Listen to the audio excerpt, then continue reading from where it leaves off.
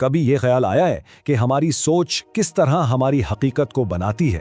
آج ہم ایک ایسی بہت دلچسپ تصور کو سمجھنے کی کوشش کریں گے جو یہ بتاتا ہے کہ نیند سے ٹھیک پہلے کے چند لمحے ہماری زندگی میں حیرت انگیز تبدیلیاں لا سکتے ہیں۔ مطلب یہ کہ ہمارا ذہن جب وہ بالکل پرسکون حالت میں ہوتا ہے تو وہ نئی حقیقتوں کو قبول کرنے اور ان پر عمل کرنے کے لیے سب سے زیادہ تیار ہوتا ہے۔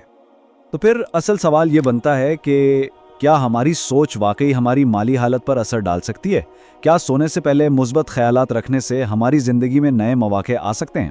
اس ماخذ کے مطابق جب ہم ایک مثبت سوچ کے ساتھ سوتے ہیں تو ہمارا ذہن ان مواقع کو دیکھنے اور ان سے فائدہ اٹھانے کے لیے زیادہ تیار ہو جاتا ہے جو شاید پہلے ہماری نظروں سے اوجھل تھے۔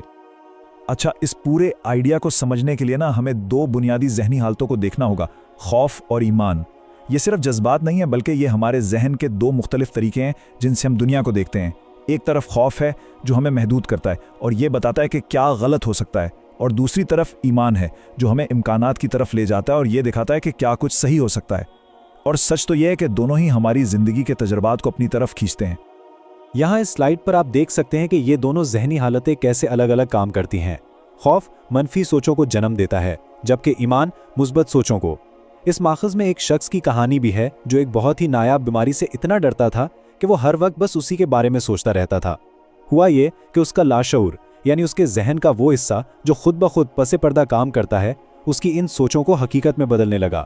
اس سے اندازہ ہوتا ہے کہ ہماری سوچ اور توجہ میں کتنی طاقت ہے۔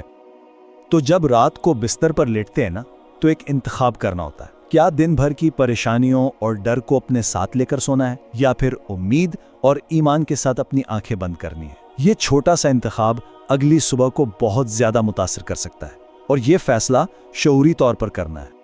تو آئیے اب اس کے عملی حصے کی طرف چلتے ہیں۔ اس ماخذ کے مطابق خوف کو ایمان سے بدلنے کے لیے ایک 4 مرحلوں پر مشتمل رات کا معمول ہے۔ یہ ایک ایسا عمل ہے جس کے ذریعے ذہن کو ایک نئی اور مثبت حقیقت کے لیے تیار کیا جاتا ہے۔ یہ 4 مراحل ایک بالکل واضح روڈ میپ کی طرح ہیں۔ سب سے پہلے ایک شعوری انتخاب کرنا، پھر انکار کی طاقت سے ذہن کو صاف کرنا، اس کے بعد فراوانی کے بیج بونا، اور آخر میں اس نتیجے کا تصور کرنا جو ہم چاہتے ہیں۔ آئیے ان میں سے ہر ایک کو ذرا تفصیل سے دیکھتے ہیں۔ پہلا قدم تو بہت ہی سادہ ہے، بس یہ فیصلہ کرنا ہے کہ میں ایمان کا انتخاب کرتا ہوں اور خوف کو چھوڑتا ہوں۔ یہ اعلان ذہنی حالت کو بدلنے میں مدد کرتا ہے۔ اس کے فوراً بعد ہم دوسرے مرحلے پر آتے ہیں جسے انکار کہا جاتا ہے، اور یہ سوچ کو صاف کرنے کا ایک بہت ہی طاقتور طریقہ ہے۔ یہاں انکار کا مطلب حقیقت سے بھاگنا بالکل نہیں، بلکہ یہ ایک طاقتور ذہنی عمل ہے۔ یہ ذہن سے غربت، کمی اور جد و جہد کے بارے میں محدود عقائد کو شعوری طور پر صاف کرنے کا ایک ذریعہ ہے۔ بالکل اسی طرح جیسے کمرے میں چراغ جلانے سے اندھیرا خود بخود ختم ہو جاتا ہے، انکار کا عمل ذہن سے جھوٹے اور محدود کرنے والے خیالات کو مٹا دیتا ہے۔ جب اس طاقتور اعلان کو دہرایا جاتا ہے تو ذہن میں جڑ پکڑنے والے پرانے منفی خیالات کو اکھاڑ پھینکنے میں مدد ملتی ہے۔ یہ ایک طرح کی ذہنی صفائی ہے جس سے ذہن نئی مثبت سوچ کے لیے صاف اور تیار ہو جاتا ہے۔ اس لمحے ذہن ایک خالی کینوس کی طرح بن جاتا ہے جس پر فراوانی کی تصویر بنائی جا سکتی ہے۔ اب جب ذہن بالکل صاف ہو چکا ہے تو ہم تیسرے مرحلے پر آتے ہیں، یعنی فراوانی کے بیج بونا۔ یہاں خیال یہ ہے کہ ہمارے الفاظ بیجوں کی طرح ہیں جو ہمارے لاشعور کی زرخیز زمین میں بوئی جاتے ہیں، اور ہمارا لاشعور کبھی سوال نہیں کرتا کہ بیج اچھا ہے یا برا، وہ تو بس وہی اگاتا ہے جو بویا جاتا ہے۔ اس ماخذ کے مطابق ان سچائیوں کا اعلان کرنا فراوانی کے بیج بونے جیسا ہے۔